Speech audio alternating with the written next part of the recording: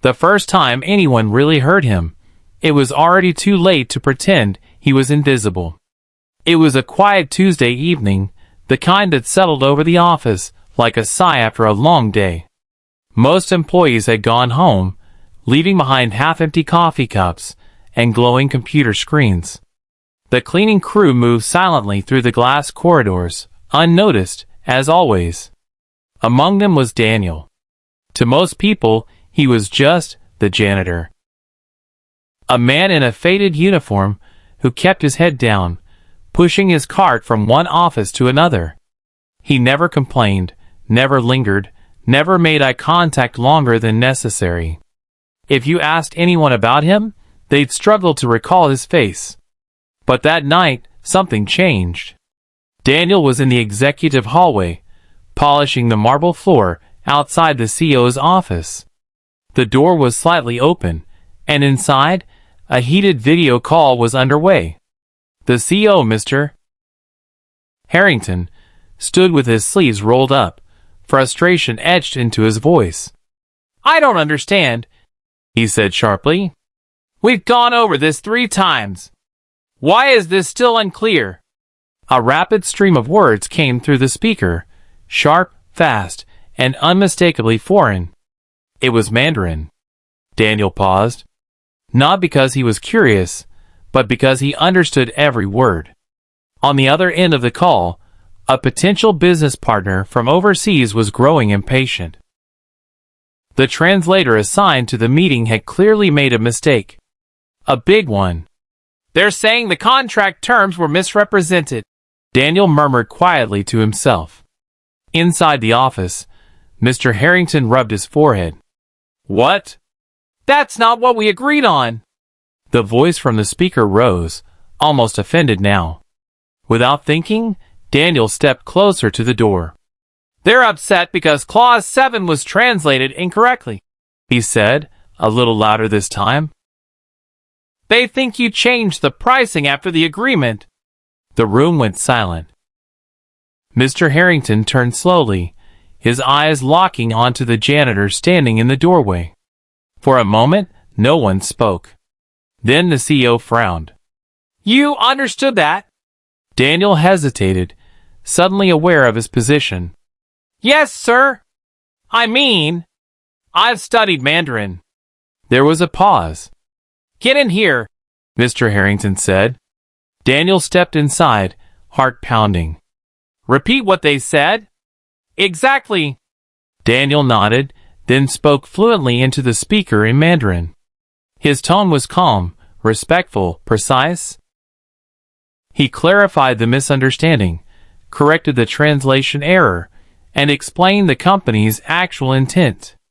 There was silence again, then the voice on the other end softened. The tension dissolved. Within minutes, the deal was back on track. When the call ended, Mr. Harrington leaned back in his chair, staring at Daniel as if seeing him for the first time. "How many languages do you speak?"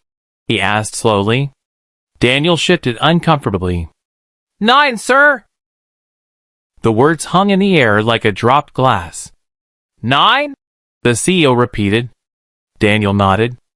"English, Spanish, Mandarin, Arabic, French, German, Hindi, Portuguese, and a bit of Russian." For a long moment, Mr. Harrington said nothing. Then he laughed, but it wasn't mocking. It was disbelief. "You're telling me I've had a walking, talking international asset cleaning my floors this whole time?" Daniel gave a small, awkward smile. "I guess so, sir." The CEO leaned forward. "Why?" The question hit harder than expected. Daniel looked down at his hands, rough from years of work. "Because life doesn't always go the way you plan." There was something in his voice, something quiet and heavy, that made Mr. Harrington stop smiling. "Sit," the CEO said gently. Daniel hesitated, then sat. "What happened?" Mr. Harrington asked. Daniel took a deep breath. "I used to be a translator," he began. "Worked with international companies, traveled a bit, nothing fancy, but it paid well." "So what changed?" My wife got sick. The room felt smaller. Cancer, Daniel said softly. It came fast. Treatment was expensive. Insurance didn't cover enough. I took every job I could, sold everything we had, but it still wasn't enough. He swallowed. She passed away 2 years ago. Silence. I'm sorry, Mr. Harrington said quietly. Daniel nodded. After that, I had my son to take care of. He's 7 now. I needed something stable, something that didn't require travel. Something that would let me be there for him. And this was the only option. It was the only one that fit. Mr. Harrington leaned back again, but this time his expression was different. Not judgment. Respect. And you never thought to apply for something else here? He asked. Daniel gave a small, tired smile. I did. Once. But they said I was overqualified for some roles and underexperienced for others. Eventually, I stopped trying. The CEO shook his head slowly, almost in disbelief at the system he himself had built. Come with me tomorrow morning, he said suddenly. Daniel blinked. Sir? 8 a.m. Don't wear that uniform. The next morning, Daniel stood awkwardly in a borrowed suit that didn't quite fit. His son had hugged him before school and said, You look like a boss today, Dad. Daniel had smiled, but inside, he wasn't sure what to expect. When he arrived at the office, he wasn't directed to the cleaning closet. He was escorted to the top floor. Inside the conference room sat the senior management team, people who had walked past him 100 times without a glance. Now, they were all looking at him. Mr. Harrington stood at the head of the table. Ladies and gentlemen, he began, this is Daniel. A pause. The man who saved a multi-million-dollar deal last night while holding a mop. A few surprised murmurs spread across the room. Daniel speaks 9 languages, the CEO continued. He has real-world experience in international communication, and more importantly, he has something we can't teach, resilience. Daniel felt his chest tighten. I want him in our global relations department, Mr. Harrington said. Effective immediately. One of the executives raised a hand.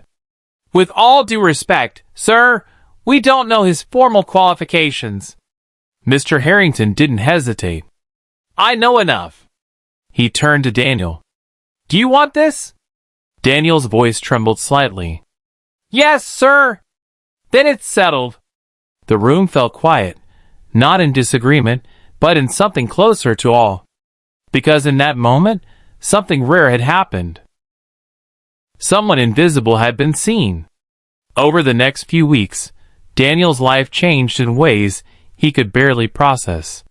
He had a desk now, a nameplate, a role that matched his abilities. But more than that, he had dignity. At first, some colleagues were skeptical.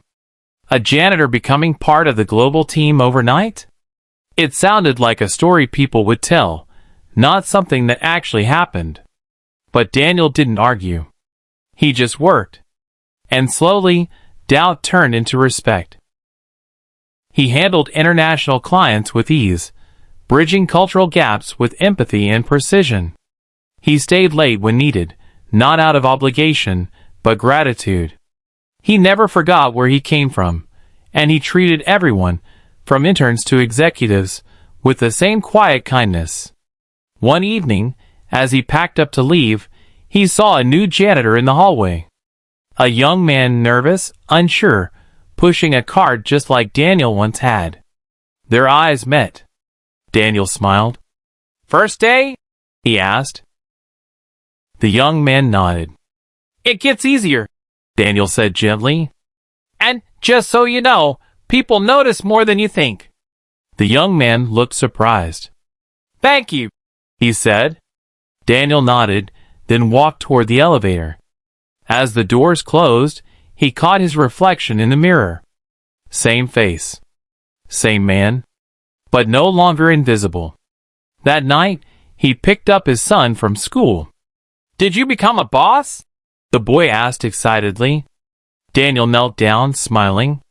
"No," he said softly. "I just got a chance." His son grinned. "That's even better." Daniel hugged him tightly, because he knew something now that he hadn't fully understood before. Sometimes, people don't need miracles. They just need someone to see them. And sometimes, all it takes to change a life